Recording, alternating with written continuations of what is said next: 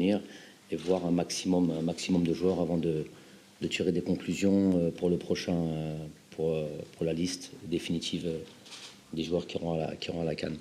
Après, pour la deuxième question, c'est...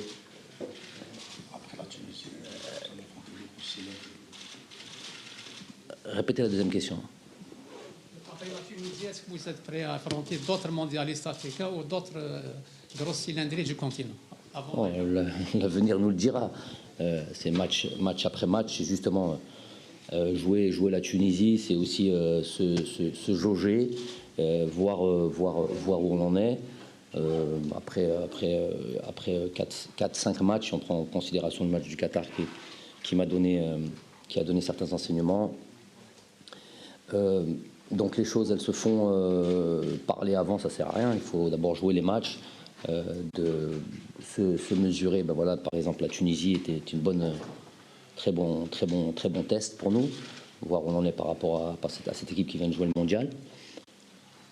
Et puis je répondrai peut-être un peu plus, ce sera un peu plus clair à ma tête après ce match de la Tunisie. On aura tous, je pense, des enseignements.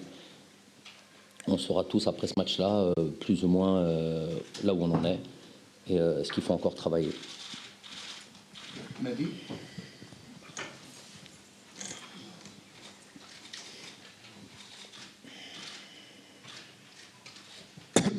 Mehdi Dahak des Foot. Monsieur Belmadi, vous avez parlé des joueurs comme Brahimi que vous n'avez pas appelé parce que vous connaissez déjà. Je voudrais savoir par rapport à Bentaleb justement et par rapport au milieu de terrain où vous avez l'absence de Chita qui j'imagine vous pose problème. Vous avez appelé de nouveaux joueurs comme Victor Lekhel. L'absence de Bentaleb, est-ce que c'était prévu ou est-ce que vous le connaissez ou parce que est-ce qu'il n'est pas dans les plans d'ici la CAN? Prévu et après? Est-ce que son absence est prévue comme celle de Brahimi parce que vous le connaissez déjà ou parce qu'il n'est pas dans les plans pour la CAN? Entre autres questions par rapport justement au milieu, quelle est l'idée que vous avez par rapport au milieu? Est-ce que vous avez des idées pour refaire, pour voir d'autres joueurs? C'est vrai, comme vous l'avez dit, on connaît Nabil, évidemment, il a déjà été, à part pour le Togo, il avait été de toutes les sélections, les 3 matchs d'avant. Puis tout ce qu'il a fait avant mon arrivée, donc le joueur évidemment qu'on le connaît. Donc pour moi il est important aussi, je vous ai dit, c'est juste le seul moment que l'on a de pouvoir voir un maximum de joueurs.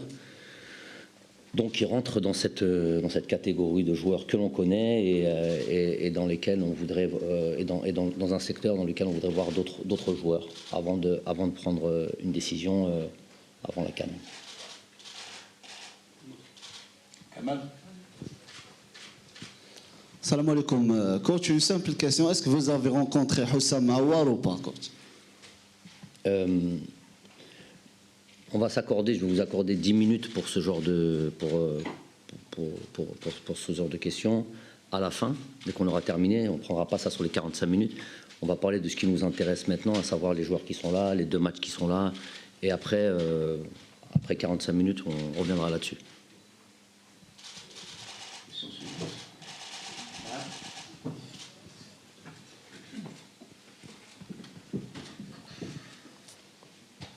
Salam alaikum, coach Mouane Meroudi, No Media TV. Coach, la non-convocation des 2 joueurs de Fenerbahçe, Yassine Benzia et Islam Slimani, est-ce que la non-convocation c'est par rapport à leur situation dans leur club ou bien une explication? Oui, ça a joué dans cette liste. Peut-être pas trop. Yassine Islam a joué assez souvent, même s'il n'a pas été aussi prolifique et aussi efficace qu'il l'a été dans le passé. Donc, mais il a quand même assez joué cette année. Donc à la limite, ça fait 2-3 semaines qu'il ne joue pas. C'est pas trop le problème. Le problème, c'est sa situation en club qui fait que peut-être dans les 2-3 mois à venir, il ne jouera pas aussi. Donc à la fin, ça ne sera pas 2 semaines ou 3 semaines sans jouer, ça sera peut-être 3 mois sans jouer, juste avant la CAN. Donc pour moi, je trouvais ça très important d'avoir un joueur qui peut être une doublure ou tout simplement en compétition avec Bardel.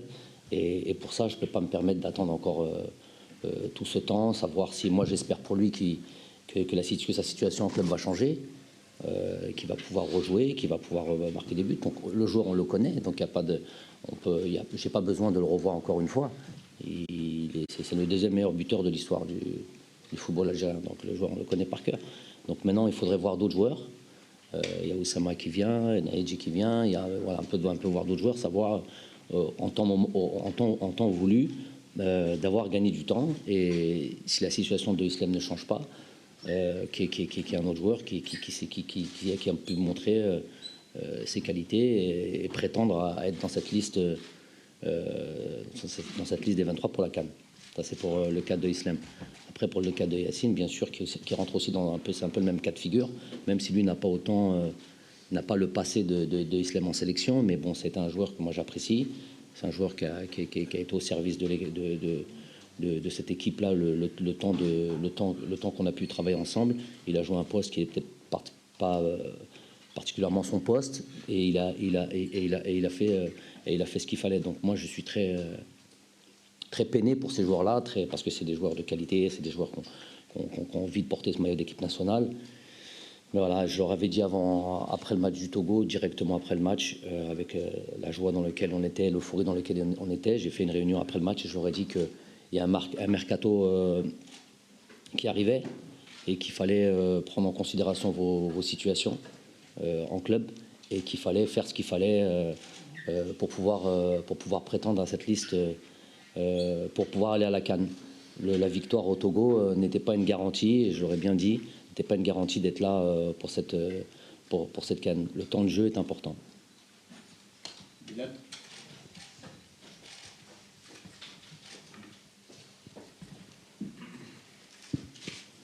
Bonjour coach, Mohamed Amin Farer de la TV. Coach, concernant la convocation de Oussama Delfello, c'est un joueur qui revient de blessure, alors que vous avez un joueur comme Belfodil qui fait de bonnes prestations en Allemagne. Des explications, coach? Bon, c'est la même explication depuis tout à l'heure, hein, mais bon, c'est différents joueurs, mais c'est toujours la même explication. J'ai besoin de voir d'autres joueurs. Oussama était là, était présent à un stage, on n'a pas pu le voir jouer.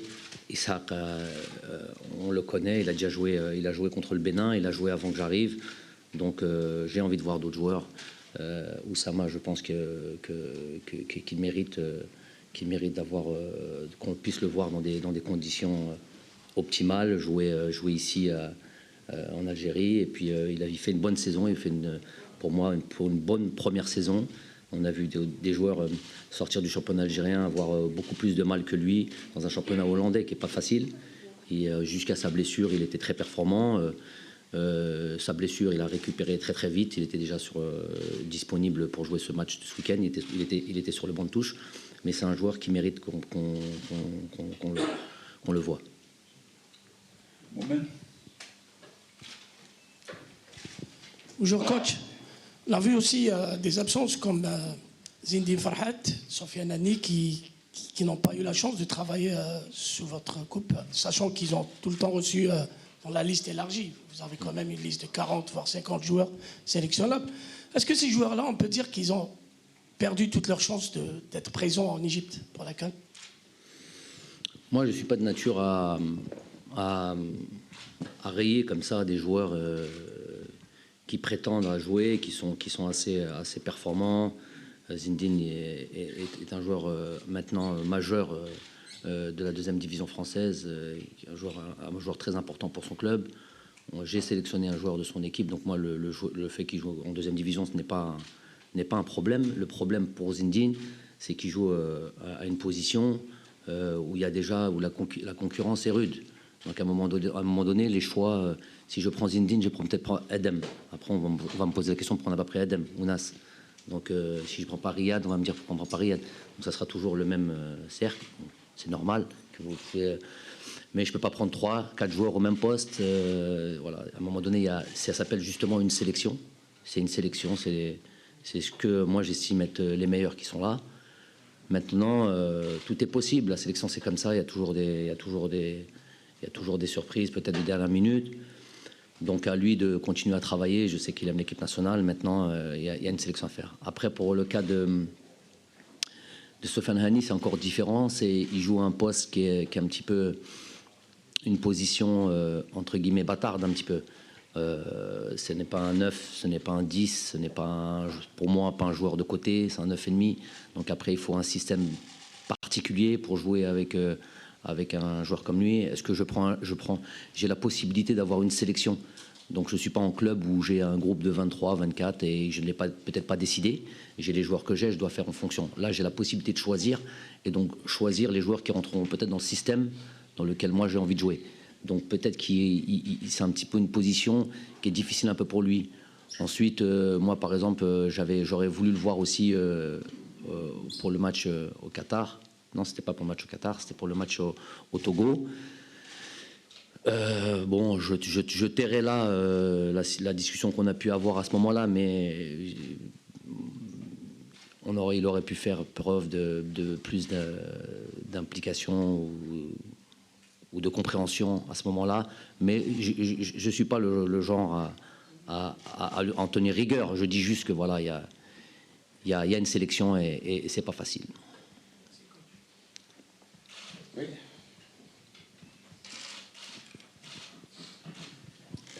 Salam alaikum, c'est Mzian Edzer TV.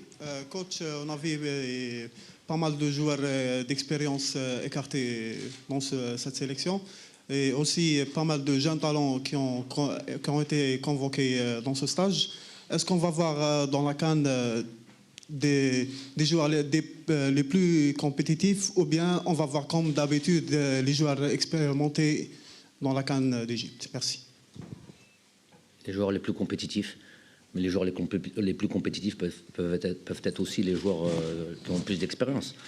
Ça peut être ça peut être un cumul, un mix d'expérience et de un peu moins d'expérience, mais avant tout compétitif.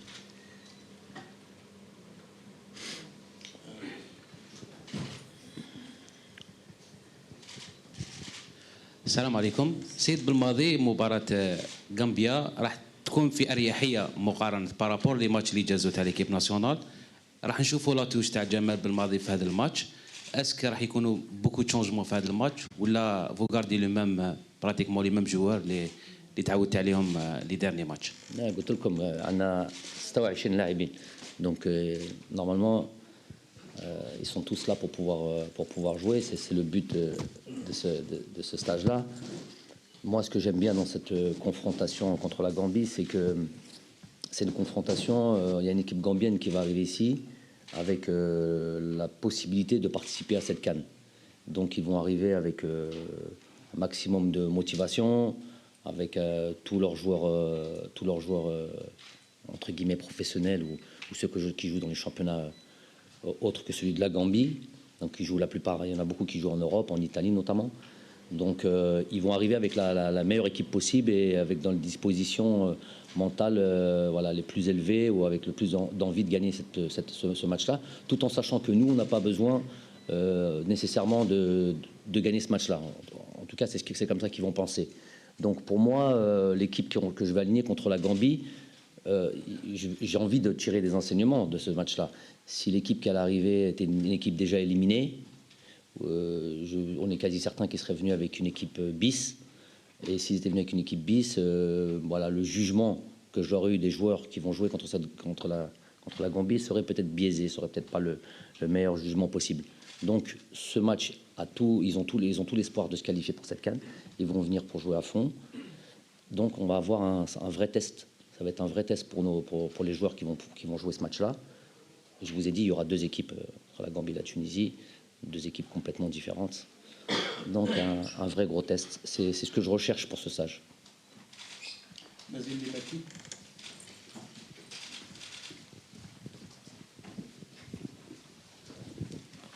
Nassim Todvar, Liberté. Bonjour coach. Les deux rencontres vont interviennent dans un contexte particulier avec les manifestations populaires. Il y aura peut-être un manque d'engouement le jour des deux rencontres. On aurait bien aimé avoir votre avis sur le sujet. Deuxième question, après les deux rencontres respectivement face à la Gambie et la Tunisie, est-ce qu'on peut dire que vous aurez déjà une idée précise sur la liste qui va représenter l'Algérie dans la phase finale de la Coupe d'Afrique des Nations? Merci coach. Je vais commencer par la deuxième question. Oui, je pense qu'après ces deux matchs-là, j'aurai une idée très précise même s'il faudra attendre et le temps sera toujours important et pris en compte, sera pris en compte par moi sur ce que comment les joueurs peuvent évoluer dans leur championnat, performants, non performants, peut-être des blessures, il y aura un peu de tout ça, donc on va suivre jusqu'à la dernière minute, mais c'est sûr que ces 2 matchs-là c'est pour ça justement que je fais venir des joueurs qui n'ont peut-être pas nécessairement joué déjà en sélection, des joueurs qu'on a envie de voir, des joueurs qu'on veut voir à ce niveau-là justement. Et donc, mais après, il y aura évidemment beaucoup d'informations, beaucoup d'enseignements après ces 2 matchs-là. Ça, c'est 1. 2, le manque d'engouement des supporters pour ce match-là, c'est ça? Oh. Donc, c'est mon avis sur le contexte ou le manque d'engouement?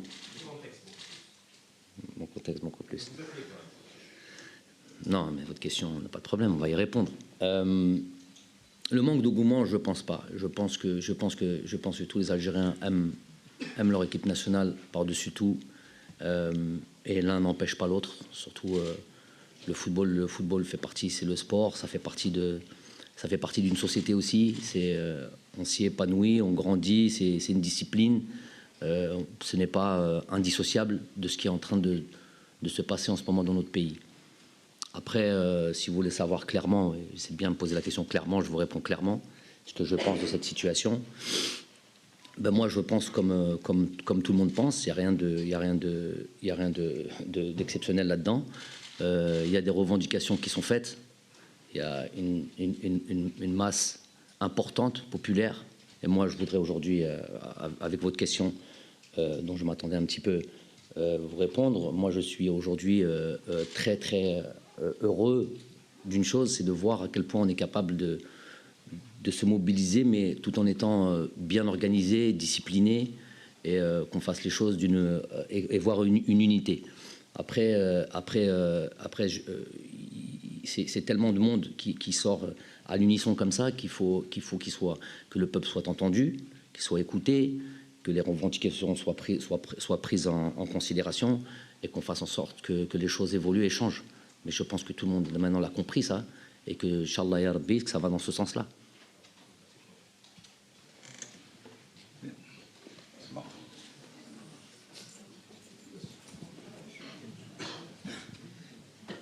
Je voudrais juste parler de Issa Mandi. Je sais que vous suiviez de très très près tous les matchs nos internationaux. Il est en train de faire une très très bonne saison au niveau de l'axe. Il joue dans l'axe. Mais vous, en sélection, par rapport à ce qu'on a vu, vous le préférez à droite. Est-ce que ces récentes prestations vous poussent peut-être à revoir votre position ou à trouver des solutions pour que vous puissiez le replacer dans l'axe? Et juste la deuxième question, s'il vous plaît. Par rapport à Fawzi Roulam, il revient de blessure. Est-ce que pour vous, ça va être trop juste pour la CAN? Je recommence toujours par la deuxième question parce que c'est celle que je risque d'oublier.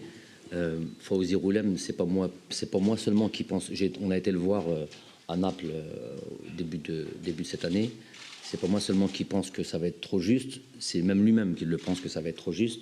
Donc Fawzi, c'est une course contre la montre. Il n'a pas joué pendant tellement de temps. Donc il rejoue avec parcimonie. C'est pas tous les matchs où il joue une fois tous les mois, par mois, un mois et demi. Donc c'est pas l'idéal aussi pour pouvoir retrouver de l'intensité, tout ça et tout. Il faudrait qu'il joue un peu plus régulièrement. Mais c'est lui-même qui ressent ça.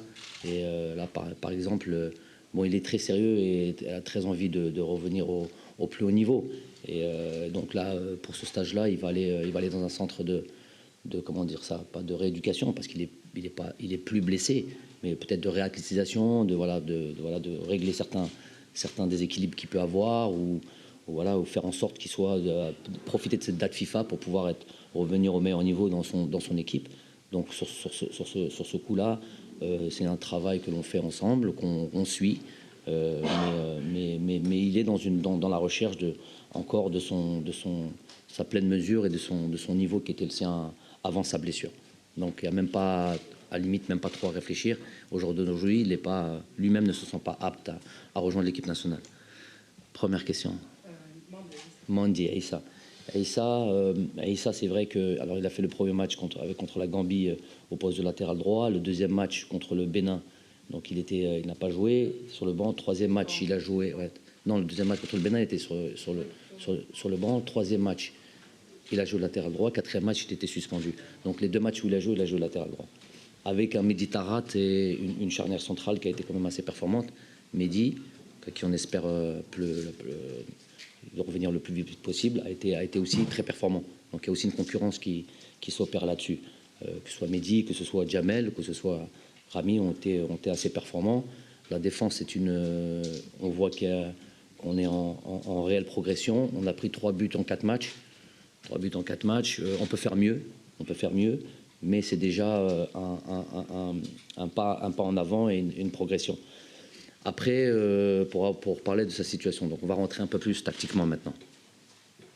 Aïssa fait une très très bonne saison au Betis de Séville, dans une charnière centrale à 3.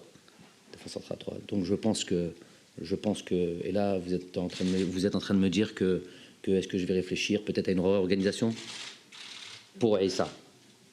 C'est parce que non. Parce que Aïssa, non, je sais qu'en plus on a peut-être la possibilité, on a peut-être les joueurs pour ça. Mais après, on va rentrer dans quel est. Il y a des points forts, des points faibles. Le Betis de Séville n'est pas pour autant. Joue pas les premiers rôles. On peut avoir ce même système-là et puis lui se sentir peut-être bien, mais peut-être que les résultats de l'équipe ne vont pas. Donc moi, ce qui m'importe, c'est les résultats de l'équipe. Et donc, je ne peux pas faire en fonction. On a parlé de Sofiane Hani, par exemple, qui a une position un peu particulière. Et ça, je sais exactement la situation dans laquelle il est. Latéral droit, il a joué, il a été formé même carrément, peut-être latéral droit. Il a beaucoup joué quand il était à Reims, c'est ça, à Reims. Maintenant, c'est vrai qu'il a trouvé sa vitesse de croisière à ce poste-là. À ce poste-là, c'est ni latéral droit, c'est ni vraiment défenseur central dans une défense à 4. C'est vraiment le poste dans lequel il se sent le mieux. Me voir changer toute une organisation pour un joueur, c'est peut-être pas la même, c'est peut-être pas la meilleure des manières de travailler, en tout cas pas la mienne. Aïssa, je sais que c'est un joueur très sérieux, qui a aussi beaucoup d'envie. Il va venir ici, il va jouer un match sur les 2 et on aura des discussions. Mais changer de système au jour d'aujourd'hui, c'est peut-être pas ma préoccupation première. Maman. Vous avez évoqué les 2 matchs qui arrivent et vous avez été très clair. Vous allez faire tourner l'effectif sur les 2 matchs, le match contre la Gambie et le match contre la Tunisie. Et dans la liste que vous donnez, il y a des nouveaux joueurs qui ont fait preuve de régularité. Je pense notamment à des gars qui viennent par exemple du Parado Athletic Club, le jeune Lucif, qui a fait preuve de régularité, le milieu de terrain également, qui ont fait preuve de régularité à travers ces 2 joueurs ou d'autres que vous avez convoqués. Et dans la perspective de la Coupe d'Afrique des Nations, vous y avez répondu, mais je voudrais insister. Est-ce que vous avez tout le temps de la réflexion? Vous avez dit, je vais voir, il risque d'avoir des blessures. Est-ce que vous comptez dans cette liste que vous allez rendre publique, dans les prochains mois où vous allez communiquer, est-ce qu'on peut s'attendre à des surprises? Je dis entre guillemets des surprises, c'est-à-dire des joueurs qu'on n'attendait pas. Mais est-ce que c'est en après les 2 matchs en rapport avec ces 2 joueurs dont vous avez parlé? Non, j'ai cité ces 2 joueurs comme exemple de confirmation qui ont fait preuve de régularité. Vous leur avez ouvert les portes, vous les sélectionnez. J'ai dit, après les 2 matchs... Il y en aura d'autres, en gros. Voilà, il y en aura d'autres, ou eux également, parce qu'ils viennent pour la première fois. C'est pour ça que je parle de surprise, parce qu'il n'est pas dit. Voilà. Bon, pour parler de Hichem Boudaoui et de Lucif, c'est des joueurs, par exemple, qu'on a pris qu'on a fait jouer contre le Qatar, qui me permet aujourd'hui de les ramener maintenant. Donc voilà, on les a mis dans des conditions optimales, à savoir un match sans réel enjeu, en tout cas mathématique ou de qualification, le match du Qatar, pour pouvoir aujourd'hui compter sur eux.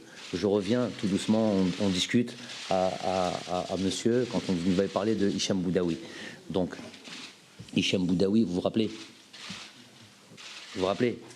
Donc voilà, pour Hichem Boudaoui, voilà maintenant voilà une configuration maintenant qui va dans son sens. Un match comme on avait fait le match contre le Togo, un match crucial, aurait été pour moi déplacé. Il a eu la possibilité de jouer ce match contre le Qatar, où on a pu voir quelque chose sans enjeu, sans rien du tout, sans même spectateur. Et aujourd'hui, le voilà dans un match d'éliminatoire de Coupe d'Afrique, mais sans enjeu aussi. Donc je trouve que c'est une progression, c'est de ça dont j'avais parlé la dernière fois, au cas où on ne s'était pas compris, une progression logique d'un jeune joueur avec des qualités qui peut lui permettre aujourd'hui de prétendre à une liste des 23 à la Coupe d'Afrique. Pour revenir à la question de Mohamed, eux-mêmes, ces deux joueurs-là, s'ils sont là aujourd'hui, c'est que voilà, ils ont prouvé contre le champion d'Asie, ils ont prouvé qu'ils étaient capables de rivaliser. Ils ont prouvé qu'ils étaient capables de jouer à ce niveau-là. De toute manière, une évolution, elle se fait comme ça. C'est plus on monte d'échelon,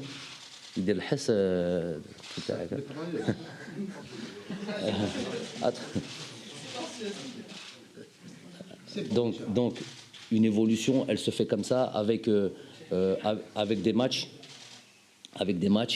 d'un plus haut niveau. Et on valide pas. Donc moi, je valide après ce match du Qatar. On va voir le niveau supérieur, que ce soit la Gambie. Je pense que la Gambie, ça sera encore un contexte difficile contre une équipe, je te dis, qui a toutes les chances de se qualifier, avec des joueurs qui jouent dans le championnat italien, des joueurs qui ont aguerri, des équipes qui a battu, je crois, qui a battu le Bénin dernièrement avec un gros résultat. Donc déjà eux, voir avec eux déjà. Et j'espère, j'ai tout vraiment, je suis peut-être comme vous, pressé de voir un peu ce qu'ils sont capables de faire à ce niveau-là, et puis valider peut-être ou pas, peut-être qu'ils sont prêts, peut-être qu'ils ne sont pas prêts. Et puis après, je dis, on continue à suivre, on continue à voir ce qui se passe jusqu'à la CAN, jusqu'au dernier moment, on réfléchira, on analysera tous les joueurs. Ouais, déjà eux, déjà c'est déjà beaucoup. Hein.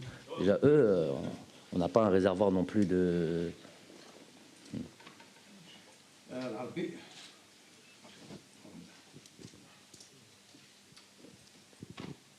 Coach, il y a un président de club qui est remis en cause un peu vos choix. Yeah? Un président de club, c'est lui de la JS Saoura. Okay. Est-ce qu'on peut avoir un peu votre réaction à sa dernière déclaration, si c'est possible? Je ne vais pas réagir aux déclarations d'un président de club, de Saoura ou là, de quel club qu'il soit. Je ne suis même pas au courant de sa réaction. Je ne suis pas les réactions des présidents de club, moi. Je ne la connais pas, c'est quoi qu'on n'a pas pris de joueur de Saoura? C'est ça, par exemple, j'imagine. Selon lui, il est président de club, je suis sélectionneur. Question suivante. Oui.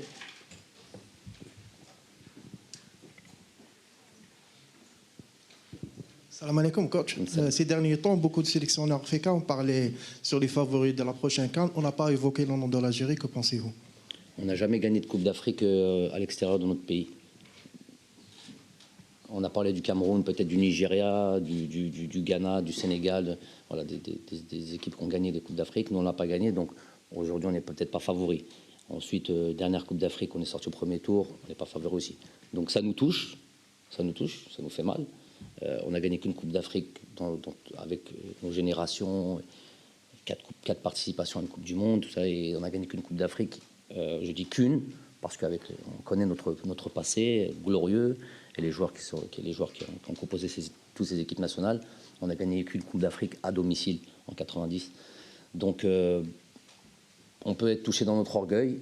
D'ailleurs, on peut travailler là-dessus aussi. Mais en même temps, c'est juste... si on se place, on est un petit peu objectif, on peut un petit peu le comprendre. On n'a jamais gagné de Coupe d'Afrique en dehors de notre pays. Donc c'est les statistiques qui parlent. Mais nous, on y va pour essayer de défrayer, ou de faire en sorte de casser ce genre d'analyse de coach et faire en sorte que dans l'avenir, on existe et qu'on soit pris en considération ou qu'on soit parmi les favoris. Voilà pourquoi on ira en Coupe d'Afrique. Encore deux questions et on termine la conférence. Coach, d'après ce qu'on a entendu aujourd'hui, il y a des postes où vous avez des certitudes, on va dire, il y a des joueurs sur lesquels des certitudes, comme en attaque, il y a des postes comme, on va dire, par exemple Attal, par exemple Bounjah. En défense, vous avez la défection de Tahrat qui vous perturbe, j'imagine, un peu. Mais il y a, au milieu, c'est vraiment un endroit où on a l'impression qu'il y a un vrai chantier. Vous avez essayé, par exemple, Ferrouli en relayeur lors les dernières fois. Ça a pas mal marché. Je ne sais pas si ça a marché ou non. Non, c'est moi qui le dis. Ah, d'accord. Donc, vous avez appelé beaucoup de joueurs justement dans ce secteur-là. Donc, c'est vraiment un secteur où vous cherchez des choses. C'est vrai que la défection de Chita pose problème, parce que pose problème dans le sens où il a joué 2 matchs, Je parle du match du Qatar aussi, où il a montré de réelles dispositions à pouvoir occuper cette pose de sentinelle si on joue dans un système comme ça. Donc il y a eu une réflexion et trouver d'autres solutions. Après, il y a d'autres joueurs, justement, que j'ai envie de voir. On a envie de voir Victor Lekhal. On a beaucoup suivi cette année ce qu'il était capable de faire. C'est un joueur sur lequel j'ai des motifs de penser qu'il puisse être une belle surprise pour notre équipe nationale. En plus, il est jeune, donc ça sera à lui de le montrer. À ce niveau, on va voir. Il y a quand même un point d'interrogation.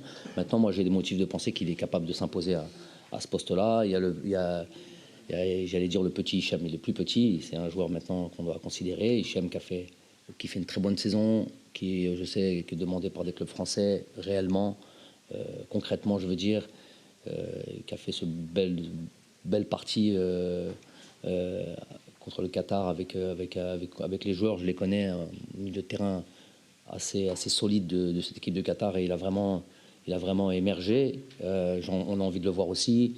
Il y a Safir Taider, à qui j'ai envie de voir, et de le voir et surtout de le revoir à un niveau qui était le sien il y a un certain temps en équipe nationale, où il était un joueur indispensable, où il est indispensable dans son club. J'ai envie de le revoir à ce niveau-là. Donc c'est un joueur qui est performant en club. Je veux qu'il soit performant en équipe nationale, donc on va le revoir aussi. Voilà, il y a le petit Ismaël Benasser joué. Je sais qu'il ne jouera pas à la position qu'il joue à Empoli. C'est pas là où je le vois moi. Donc voilà, il sera aussi un joueur sur lequel il y aura des découvertes là-dessus. Il y aura des enseignements à tirer sur tous ces nouveaux joueurs. Encore des questions, Mammar ou... Future Coupe du Monde, on annonce XXL avec 48 nations. Qu'est-ce que vous dites? Au Qatar? Au Qatar, oui. Ça se présente, on y va à grands pas. À la Coupe d'Asie, pour la première fois, ils ont aussi augmenté le nombre. Pour cette première CAN, pour cette CAN aussi, ils vont pour la première fois augmenter le nombre. Donc j'ai l'impression que ça va dans le même sens pour cette Coupe du Monde. Ça peut être un avantage, ça peut être un... Il y avait c'est un peu ça, parce que par exemple en Coupe d'Asie, on a vu des équipes qui étaient vraiment à la rue, qui ne méritaient pas quand même d'être dans une compétition prestigieuse qui est le championnat d'Asie. On verra pour cette Coupe d'Afrique comment ça sera, et après voilà, normalement il y a des enseignements à tirer de deux compétitions comme ça internationales. Mais c'est vrai que le charme d'une Coupe du Monde, c'est les meilleurs qui y vont, et peut-être pas. Là, il y a d'autres. On recherche d'autres choses que la compétitivité en augmentant le nombre de pays, mais j'ai déjà suffisamment de travail à faire avec mon équipe pour ne pas chercher à savoir ce que fait la FIFA. On en reparlera plus tard. Dernière question, Dylan.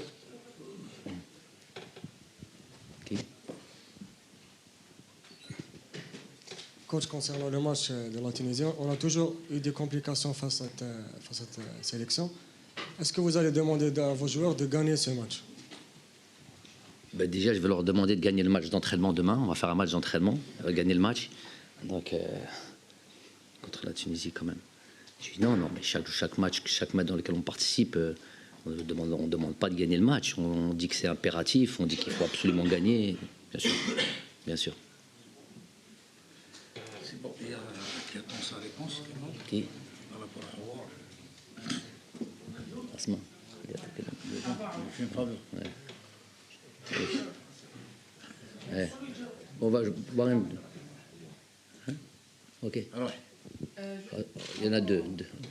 il commence ensuite.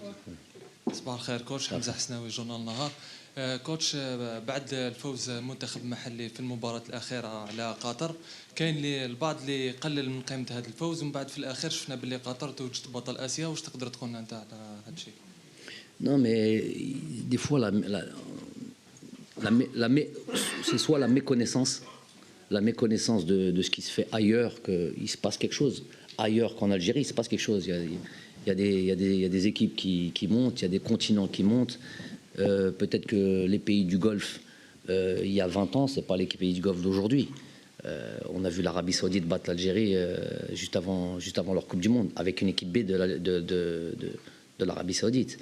Donc ça, il faut tenir compte de ça. Il faut pas avoir honte, il faut être objectif. En gros, faut être objectif et il faut arrêter d'avoir des discours populaires. Parce que j'entends des gens dire ces nations-là, en disant que c'est pas des équipes. Non, c'est des équipes. Ils évoluent, ils travaillent. Moi, je suis pas surpris de ce qui se passe, de la victoire du Qatar en Coupe d'Asie. Ils ont battu Japonais mondialistes, ils ont battu Coréens mondialistes. Voilà, donc à un moment donné, c'est des références, donc il faut prendre ça en considération. Et nous, avec cette équipe-là de joueurs qui m'a donné vraiment beaucoup de plaisir en tant qu'entraîneur, parce que j'ai vu vraiment des joueurs qui avaient envie vraiment de...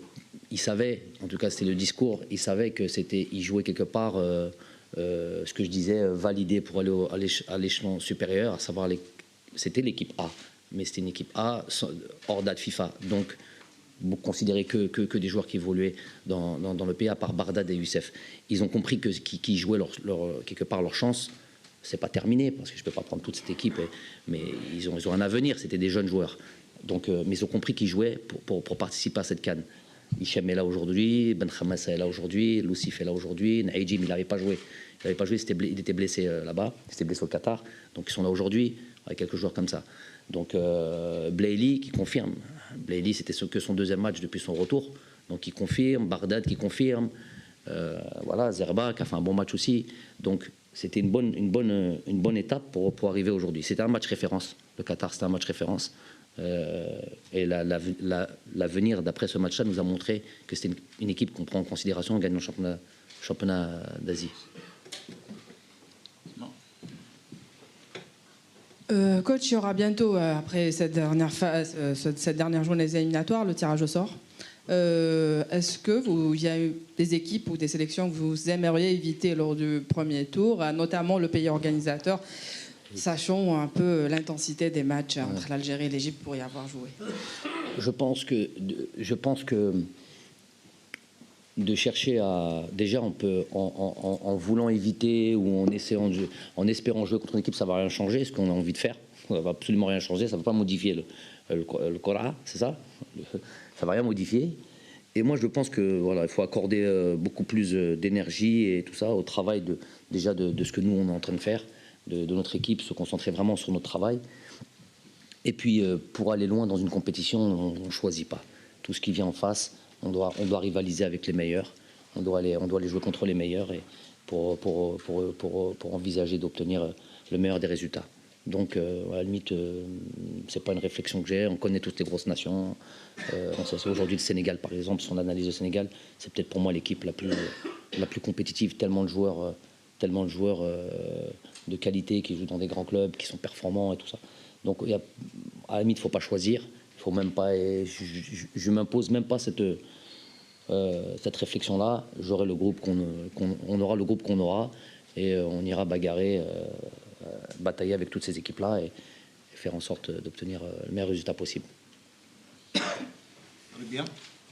Donc, on a la question de Kamal pour... Question, réponse tant attendue, j'imagine, sur un épisode qui a été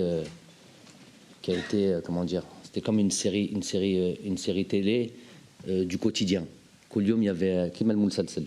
Tous les jours, il y avait un l'épisode à voir, sur une seule déclaration. Par rapport à ta question, Kamel, tu m'avais posé là-bas au Qatar, où tu m'avais dit Awar, c'est la seule fois où je parlais de ce genre-là. Comme je parle de tout, on m'a posé la question sur un bon joueur algérien qui évolue à Lyon, jusqu'à ce moment-là, un titulaire indiscutable, il l'est moins en ce moment. Qui est jeune et qui a la possibilité de nous rejoindre. Et j'ai dit évidemment qu'on est intéressé. Je suis dans la ligne même de ce que j'avais dit lors de ma première conférence de presse. N'importe quel Algérien bon qui est capable de rendre service à l'équipe nationale, on est intéressé, on le sélectionne quand on peut le sélectionner. Pour sa situation à lui, elle est un petit peu particulière, c'est qu'il joue déjà dans une équipe de France, olympique. Et je veux faire une petite différence avec ce qu'on a pu avoir dans le passé. On a eu beaucoup de joueurs qui sont passés par des équipes de France. on va pas tous les citer, mais il y en a eu plein, les Megni, les Antar, tout le monde, beaucoup de joueurs qui sont passés par les équipes de France, mais au moment où on les a récupérés, ils n'étaient plus en équipe de France. Il n'y a plus un joueur qui est en équipe de France qui a eu la lourde, on va dire, décision de choisir, alors même qu'ils jouent en équipe de France, il n'y en a pas comme ça. Ils ont tous terminé leur sélection, et dès qu'ils ont terminé, et qu'ils étaient entre maintenant, ils étaient plus olympiques, ou ils étaient plus, je sais pas, moins de 20 ans ou quoi, on les a appelés, ils sont venus. Donc la réflexion était moindre et c'était un peu moins difficile. Là, il se trouve que pour Roussem, il est dans...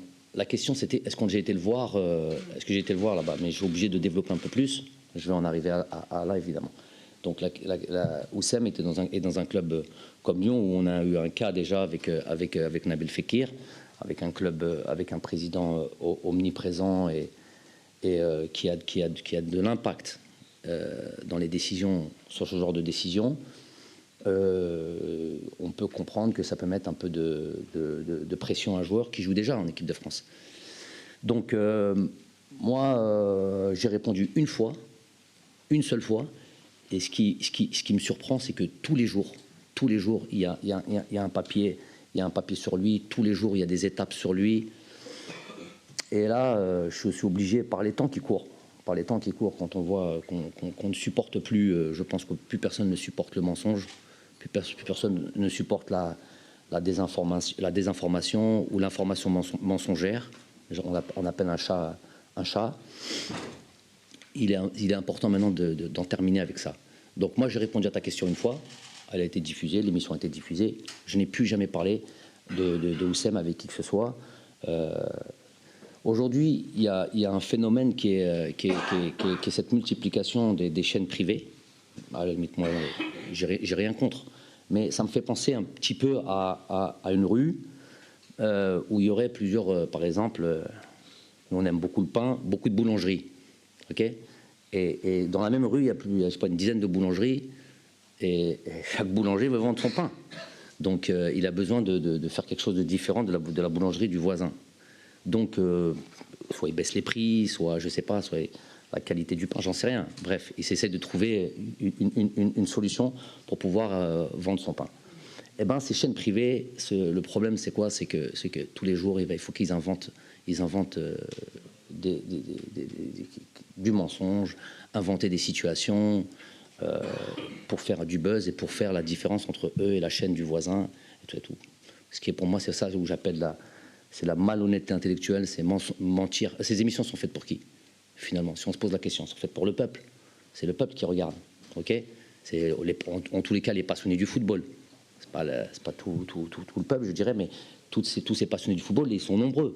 Donc quand on leur dit ça, c'est ça l'audience qu'ils ont en face d'eux. Quand ils s'expriment à tous ces gens-là qui écoutent et qui veulent savoir un peu ce qui se passe avec leur football. Le football appartient au peuple.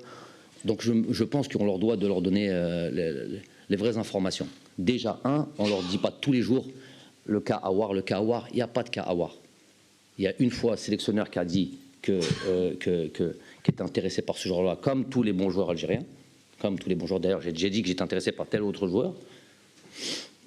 Tant qu'il est algérien et qu'il est bon, c'est tout.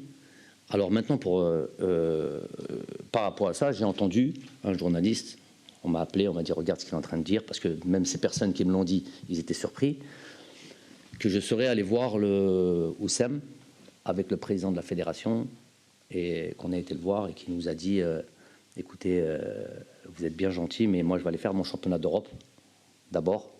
Après, je vais réfléchir et peut-être je réfléchirai à venir en équipe nationale. Donc ça fait beaucoup d'attentes. Hein. Ça fait une liste d'attente énorme. Hein. Il nous a mis, en gros, il nous aurait mis sur liste d'attente, nous, mais pas moi, Djamel Belmadi, en tant que Chars, en tant que sélectionneur, donc représentant de mon pays. Donc ce serait mon pays qui l'aurait mis en liste d'attente. Donc pour ceux qui me connaissent un petit peu, est-ce que ça, c'est tout simplement imaginable une seconde que d'aller voir un joueur et qui me raconte ce qu'il me raconte? Donc ça, c'est... Et quand on dit, quand ce consultant-là, ou je ne sais pas comment l'appeler maintenant, parce que c'est quand même toujours les mêmes qui reviennent, et qui dit Rasmiya 3 fois, Rasmiya au peuple, il ne me dit pas à moi, il ne le dit pas à ses collègues, il est en train de le dire au peuple. Rasmi a 3 fois, le président est parti avec l'entraîneur, rencontré Aouar et blablabla, blablabla, et que c'est 100% mensonge, ça n'a jamais existé, absolument jamais existé, ni sur le fond, ni sur la forme, ni rien du tout. Qu'est-ce que vous voulez dire après ça? Que penser de ces émissions-là? Que penser mentir comme ça directement? Je dis par le temps qui court. Ils peuvent quand même nous laisser le football un petit peu avec un minimum de propreté et respecter un petit peu le téléspectateur ou le chab. Parce que ça, c'est mensonge à 100%. Je vais aller un petit peu plus loin. La personne qui dit Rasmia 3 fois et qui dit truc, lui-même, il sait qu'il ment, puisque ça n'a jamais existé. Donc, il sait qu'il ment pour dire Rasmia 3 fois. Quand il dit ça, vous médias, vous savez qu'avant cette émission-là, il y a déjà une petite réunion d'avant-émission. Donc, voilà de quoi on va parler, voilà des sujets qu'on va traiter, et voilà ce qu'on va dire. Ça, c'est pour ceux qui ne savent pas. Voilà comment ça se passe. Donc, on sort un énorme mensonge, et de là, on attend une réaction des gens qui sont sur le plateau. Alors qu'il y a celui-là, quand on lui dit ça, qui a envie de tomber à la renverse, qui est stupéfait, et comment c'est possible, et comment, pourquoi, donc on envoie un mensonge, il y a une réaction pour qu'il y a toute une donc c'est là que je dis qu'il y a une malhonnêteté, c'est qu'on essaye d'orienter le chat, parce que regardez, si je dis à n'importe quelle personne qui est ici dans cette salle, avec des Algériens ici, 100% d'Algériens normalement, par mon staff, mais 100% d'Algériens ici, et qu'on vous donne cette situation. Un joueur, on l'a contacté et nous a mis en liste d'attente. Nous, Algériens, nous a mis en liste d'attente. Quelle va être votre réaction là? Zafouga. Alors imaginez-vous Chab qui regarde cette émission. Donc ça, si c'est pas recherché, si c'est pas cette réaction qu'on recherche, c'est quoi? Puisque c'est un mensonge à 100%. Donc regardez la démarche qu'il y a derrière, si elle n'est pas malhonnête et en voulant mettre comme ça les gens sous pression. C'est tout juste si nous n'avez pas dit que, je sais pas comment, que l'entraîneur, c'est-à-dire on n'a pas d'amour propre pour notre pays, on a voilà. Donc après on me parle, moi je vais aller encore plus loin dans votre truc. On me dit Maxime Lopez, parce que c'est la même personne qui parle de Maxime Lopez. Demandez à mon staff si un jour je leur ai parlé de Maxime Lopez. Avec tout le respect que j'ai pour ce joueur-là, il joue à l'OM, il est jeune, c'est pas facile, j'y ai joué. C'est tout à son crédit, il n'y a pas de problème. Lui-même est parti dire sur la presse française, regardez jusqu'où il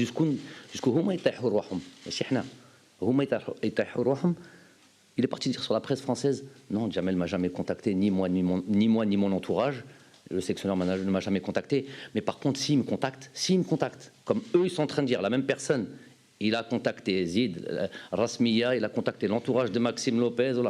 Mais c'est le sélectionneur, mais chien, le sélectionneur. C'est peut-être lui, il se rêve en sélectionneur, et c'est peut-être lui qui a contacté l'entourage. C'est pas moi. C'est peut-être lui qui a été voir Aouar avec je sais qui, c'était pas moi en tous les cas. Donc, quand il dit qu'on a contacté Maxime Lopez, j'en ai même jamais parlé. Ni à mon staff, ni à... Donc, voilà, une fois de plus... Mais ça, c'est plus support. Ça, c'est plus. Moi, vous savez, je suis pas là pour être dans la surmédiatisation.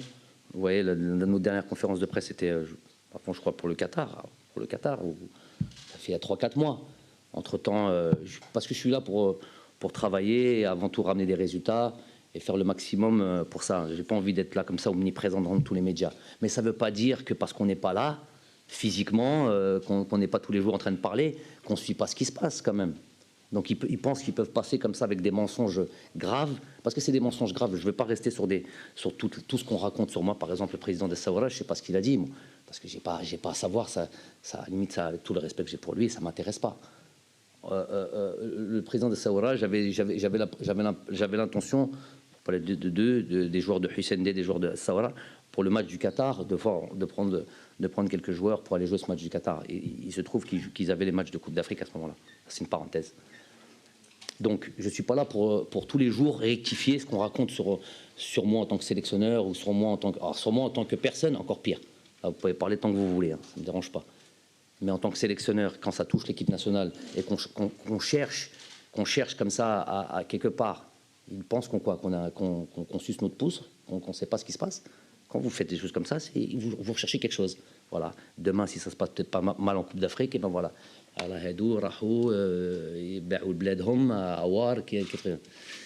Donc je suis pas un enfant, c'est malhonnête ce qu'ils font, c'est pas bien. Je vous dis que c'est faux, archi faux. Donc ceux qui ont dit ça, qui prennent leur disposition, que ce soit lui-même ou que ce soit les gens qui...